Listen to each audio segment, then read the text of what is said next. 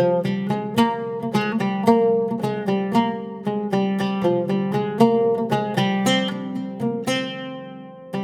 இன்னைக்கு மில்க் பன் எப்படி செய்கிறதுன்னு பார்க்க போகிறோம். இது செய்கிறது வந்து ரொம்ப ஈஸி, பிகினர்ஸ் கூட ரொம்ப சுலபமாக பண்ண முடியும். ஹாய் ஃப்ரெண்ட்ஸ், வணக்கம். என் பேர் Abhi. Welcome to Indian recipes Tamil. வீடியோக்குள்ள போகிறதுக்கு முன்னாடி நம்ம சேனல் இந்தியன் ரெசிபீஸ் தமிழை சப்ஸ்கிரைப் பண்ணிக்கோங்க. கூட இருக்க பெல் சிம்பலையும் கிளிக் பண்ணிக்கோங்க.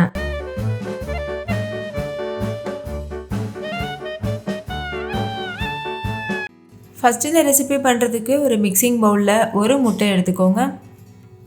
நீங்கள் முட்டை சாப்பிட மாட்டிங்கன்னா முட்டைக்கு பதிலாக 1/4 கப் அளவு தயிர் சேர்த்துக்கோங்க. தயிர் சேர்க்கும்போது கெட்டியான புளிக்காத தயிர் சேர்த்துக்கோங்க. இது கூடவே 2 டேபிள் ஸ்பூன் சர்க்கரை சேர்த்துக்கோங்க. அடுத்து இது கூட 2 டேபிள் ஸ்பூன் பால் சேர்த்துக்கோங்க. நீங்கள் பாலுக்கு பதிலாக பால் பவுடர் கூட யூஸ் பண்ணலாம். பால் பவுடர் சேர்த்து பண்ணும்போது டேஸ்ட் இன்னுமே ரொம்ப சூப்பராக இருக்கும். இதில் 2 டேபிள் ஸ்பூன் நெய் சேர்த்துக்கோங்க. நெய்யை உருக்கிட்டு சேர்த்துக்கோங்க. நெய் பிடிக்காதவங்க எண்ணெய் சேர்த்துக்கோங்க. இப்போ இதை ஒரு விஸ்க் வச்சுட்டு நல்லா இது போல் மிக்ஸ் பண்ணிக்கோங்க. நம்ம சேர்த்துருக்க சர்க்கரை முழுமையாக கரையணும், அது வரைக்கும் மிக்ஸ் பண்ணிக்கோங்க. சர்க்கரை கரைஞ்சதுக்கப்புறமா இதில் ஒரு சன்னி வச்சுட்டு மைதா மாவு சேர்த்துக்கோங்க. 1/2 கப் அளவு மைதா மாவு சேர்த்துக்கோங்க. இது வந்து 200 கிராம் அளவு மைதா மாவு இருக்கும். நீங்கள் மைதாவுக்கு பதிலாக கோதுமை மாவு யூஸ் பண்ணலாம். இது கூடவே ஒரு 1/4 டீஸ்பூன் அளவு பேக்கிங் சோடா சேர்த்துக்கோங்க. பேக்கிங் பவுடர் சேர்க்க வேண்டாம், சோடா மட்டும் சேர்த்தா போதும். சேர்த்துட்டு இது நல்லா ஜலிச்சுக்கோங்க. பொதுவாக பேக்கரிகளில் கிடைக்கிற பன்னுக்கு வந்து ஈஸ்ட் சேர்த்து பண்ணுவாங்க. நம்ம இன்றைக்கி பெட்டி கடையில் கிடைக்கக்கூடிய பால் பன் மாதிரி தான் செய்கிறோம். அதில் நீங்கள் பேக்கிங் சோடா சேர்த்தா தான் அந்த டேஸ்ட் கரெக்டாக வரும்.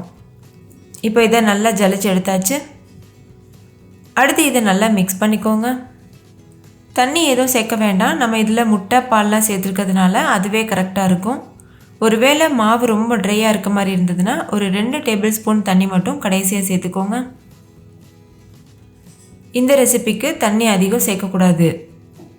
மாவோட பக்குவம் வந்து கொஞ்சம் ஸ்டிக்கியான கன்சிஸ்டன்சியில் இருக்கணும். நம்ம நார்மலாக சப்பாத்திக்கு மாவு பிசைவோம்ல, அந்த மாதிரி இல்லாமல் கொஞ்சம் ஸ்டிக்கியாக இருக்கணும். நான் இப்போ 1 டேபிள் ஸ்பூன் தண்ணி சேர்த்துருக்கேன்.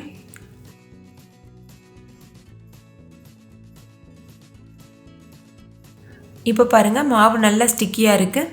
நான் மொத்தமாக 2 டேபிள் ஸ்பூன் தண்ணி சேர்த்து பிசைஞ்சு எடுத்துக்கிட்டேன். கையில் கொஞ்சமாக எண்ணெய் தடவிட்டு இது போல் லைட்டாக வந்து பிசைஞ்சுக்கோங்க. இதோட கன்சிஸ்டன்சி ரொம்ப முக்கியம். பாருங்கள், இந்த மாதிரி தான் இருக்கணும். இப்போ இது ஒரு 10 நிமிஷத்துக்கு அப்படியே வச்சிடலாம், நல்லா ஊறட்டும். அடுத்து இதுக்கு நம்ம சர்க்கரை பாகு தயார் பண்ணணும். அதுக்கு ஒரு பாத்திரத்தில் 1 கப் அளவு சர்க்கரை எடுத்துக்கோங்க. இது வந்து 125 கிராம் அளவு சர்க்கரை இருக்கும். இதில் 1 கப் அளவு தண்ணி சேர்த்துட்டு ஹை ஃப்ளேமில் வச்சு நல்லா இதை கொதிக்க வச்சுக்கோங்க. இதுக்கு கன்சிஸ்டன்சிலாம் அவசியம் கிடையாது. நம்ம நார்மலாக குலாப் ஜாமுனுக்கெலாம் சிரப் தயார் பண்ணுவோம்ல, அந்த மாதிரி நீங்கள் கொதிக்க வச்சு லேசாக கெட்டியானதுக்கப்புறமா ஸ்டவ் ஆஃப் பண்ணிடுங்க. ஃபஸ்ட்டு இந்த சர்க்கரை நல்லா கரையட்டும்.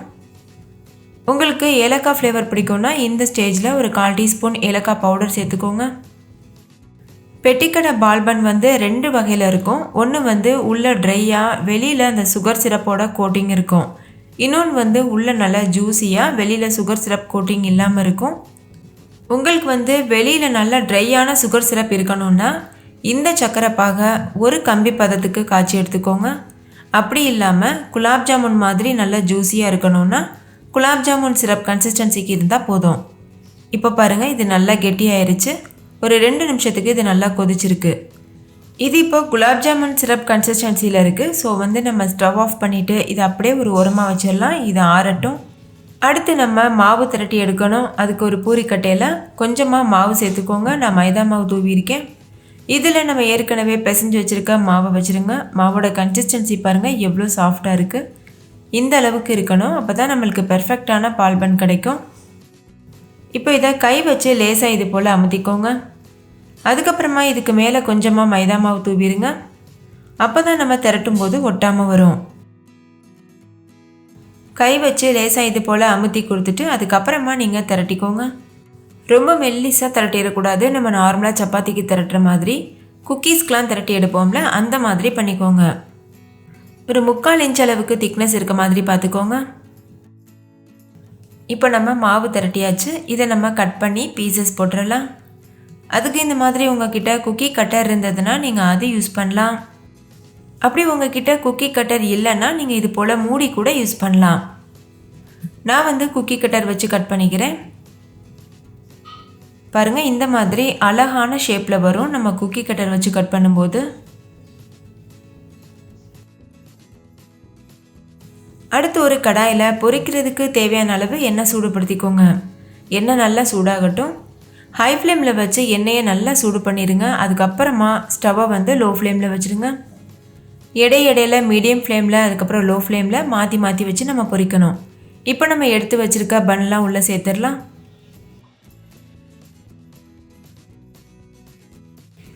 இப்போ பாருங்கள், லேசாக வந்து உப்பி வந்திருக்கு. இடையில இது போல் கலந்து விட்டுட்டே இருங்க. அப்போ தான் எல்லா பக்கமும் ஒரே கலரில் வெந்து வரும். நல்ல ஒரு பொன்னேரம் வந்ததுக்கப்புறமா வெளியில் எடுத்துடலாம். வெளியில் எடுத்துகிட்டு நம்ம ஏற்கனவே வச்சுருக்க சுகர் சிரப்பில் சேர்த்துடலாம். ஓகே, இப்போ இது நல்லா வெந்து வரட்டும். நான் சொன்னது போல் இடையில இது போல் மிக்ஸ் பண்ணிகிட்டே இருங்க. இப்போ இன்னும் கொஞ்சம் கலர் சேஞ்ச் ஆகிருக்கு. இது இன்னும் நல்லா பொன்னிறமாக வரணும். பார்க்கும்போதே நல்லா சாஃப்டாக இருக்குது. நம்ம மாவு கரெக்டான கன்சிஸ்டன்சியில் பிசைஞ்சு எடுத்தோம்னா நல்லா சாஃப்டாக இருக்கும். இப்போ இந்த மீதம் இருக்க மாவு இருக்குல்ல, இதை மறுபடிக்கும் பிசைஞ்சிட்டு திரட்டிட்டு குக்கி கட்டர் வச்சு கட் பண்ணிக்கோங்க. இதே மாதிரி எல்லா மாவுக்கும் பண்ணணும். இப்போ பாருங்கள், இதோட கலர் நல்லா சேஞ்ச் ஆகிருக்கு. இதை நீங்கள் இப்படியே சாப்பிட்றதுக்குமே ரொம்ப ரொம்ப டேஸ்டியாக இருக்கும். ஆனால் நம்ம இன்றைக்கி சுகர் சிரப்பில் சேர்க்க போகிறோம்.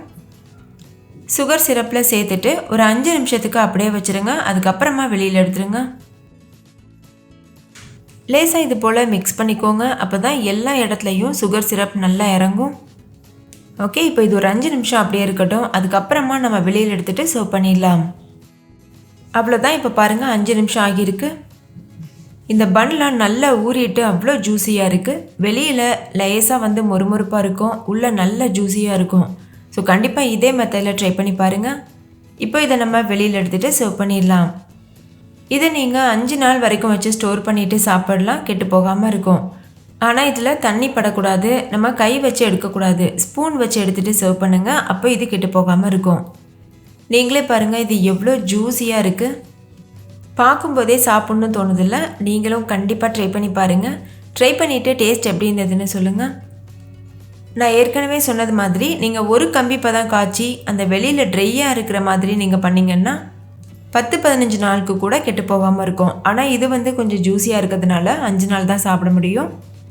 இதே மாதிரி நம்ம சேனலில் பெட்டிக்கடை ஹல்கோவா, அதுக்கப்புறமா பெட்டிக்கடை தேன் மிட்டாயெல்லாம் இருக்குது. அதோட லிங்க்லாம் நான் வீடியோக்கு கீழே இருக்க டிஸ்கிரிப்ஷனில் கொடுத்துருக்கேன். வேணும்னா செக் பண்ணி பாருங்கள், உங்களுக்கு ரொம்பவே பிடிக்கும். ஓகே ஃப்ரெண்ட்ஸ், இந்த மில்க் பன் உங்களுக்கு ரொம்ப பிடிச்சிருந்துச்சுல? பிடிச்சிருந்தா லைக் பண்ணுங்கள், உங்கள் ஃப்ரெண்ட்ஸ் கூட ஷேர் பண்ணுங்கள். நீங்களும் செஞ்சு பார்த்துட்டு கமெண்ட் பண்ணுங்கள். தேங்க்யூ, பாய்.